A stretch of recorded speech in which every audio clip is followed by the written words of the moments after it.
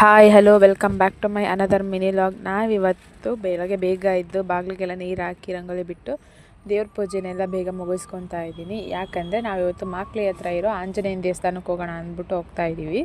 ಅಷ್ಟರಲ್ಲಿ ಮಧ್ಯಾಹ್ನ ಅಡುಗೆಗೆ ಸಾಂಬಾರು ರೆಡಿ ಮಾಡೋಣ ಅಂದ್ಬಿಟ್ಟು ರೆಡಿ ಮಾಡ್ಕೊತಾ ಇದ್ದೀನಿ.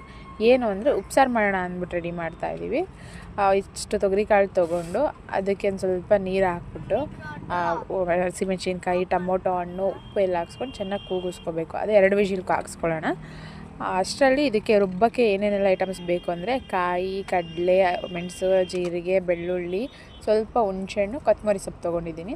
ಇದನ್ನೆಲ್ಲ ಮಿಕ್ಸಿಗೆ ಹಾಕ್ಕೊಂಡು ರುಬ್ಬಬೇಕಾಗತ್ತೆ. ಇವಾಗ ಒಂದು ಸ್ವಲ್ಪ ತರಿಯಾಗಿ ಒಂಚೂರು ರುಬ್ಕೋಬೇಕು. ಜಾಸ್ತಿ ನುಣ್ಣಗೂ ಬೇಡ, ಜಾಸ್ತಿ ತರಿಯಾಗೂ ಬೇಡ. ಅದಕ್ಕೆ ಮತ್ತೆ ಬೇಯಿಸಿರೋ ಮೆಣಸಿನ್ಕಾಯಿ ಮತ್ತು ಟೊಮೊಟೊ ಹಣ್ಣನ್ನು ಹಾಕ್ಕೋಬೇಕು. ಹಾಕ್ಕೊಂಡು ಗ್ರೈಂಡ್ ಮಾಡಿಕೊಂಡು ತೊಗರಿಕಾಳು ಹಾಕ್ಕೋಬೇಕು. ಬೇಯಿಸಿರೋ ತೊಗರಿಕಾಳನ್ನ ಹಾಕ್ಕೋಬೇಕು. ಆಮೇಲೆ ಕೊತ್ತಂಬರಿ ಸೊಪ್ಪನ್ನು ಹಾಕ್ಕೋಬೇಕು. ರುಬ್ಬಿರೋದನ್ನ ಒಂದು ಪಾತ್ರೆಗೆ ಹಾಕ್ಕೊಂಡು ಸ್ವಲ್ಪ ಕುದಿ ಬರೋ ತನಕ ಕುದಿಸ್ಬೇಕು. ಆಮೇಲೆ ಅದಕ್ಕೆ ಸ್ವಲ್ಪ ನೀರು ಸೇರಿಸ್ಬೇಕು.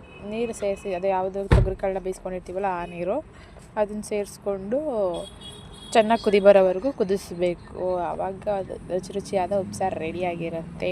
ಬಾಯ್, see in the next vlog.